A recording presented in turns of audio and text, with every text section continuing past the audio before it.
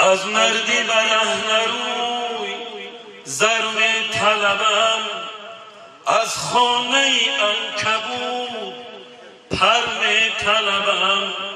من از دهان مور شکر می طلبم، از پشه مادر شیر نر می طلبم.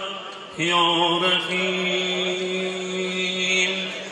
علم است بر اهل روی، تحصیل زر است تن خانه عنکبوت، دل بال و پر است زهر است جفای علم، معنا شکر است. زهر است جفای علم، معنا شکر است.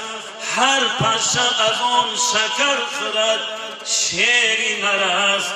یا کریم حذر کن از دل آزاری، ترحم کن غریبان را، نوازش با یتیمان کن، تواضع ناتوانان را.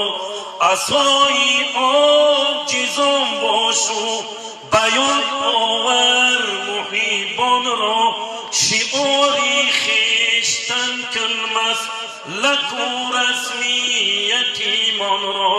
شنو ای نوری چشمانی پدر پندی عزیزان را، شنو ای نوری چشمانی پدر پندی عزیزان را. کلامی عالمانی پاک تیند حق پرستان را، کلامی عالمانی پاک تیند حق پرستان را. یا رحیم به توحیدی الهی آشنا سازی نهادت را، اگر دانی کمالی رتبه و قدر و قرارت را، بغیر کاری عبث ضایع نگردانی توانت را. شنیمی صحبتی فردوس می آید مشامت را، شنو ای نوری چشمانی پدر پندی عزیزان را. کلامی عالمانی پاک تیند حق پرستان را، کلامی عالمانی پاک تیند حق پرستان را. عزیزم با کلامی پاک کی ربانی محبت کن، همه آیاتی پاکش را به جان و دل قرائت کن. به دست و دیده استادانی کامل را زیارت کن، حریمی آستانی اهل غیب جایی اقامت کن. شنو ای نوری چشمانی پدر پندی عزیزان را، شنو ای نوری چشمانی پدر پندی عزیزان را. کلامی عالمانی پاک تیند حق پرستان را، کلامی عالمانی پاک تیند حق پرستان را. به تکراری کلامی ضمیرت نور می گردد، دلت از پرتوی نوری خدا مسرور می گردد. عزازیل از حسد نزدیک خدا مقهور می گردد، زی بخل و کینه و درد و علم در گور می گردد.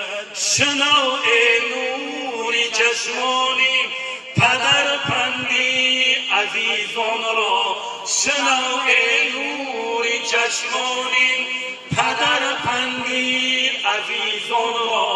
کلامی عالمانی پاک دینت حق پرستان را، کلامی عالمانی پاک دینت تیند حق پرستان را.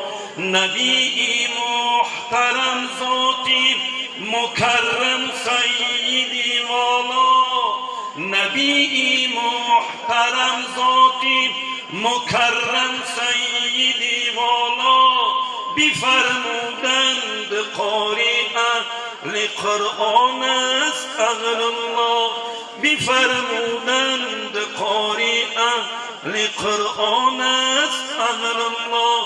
اگر اعمام به صدق دل بخواند می شود بینا، به دل هرگز نیارید شک اندر این معنا.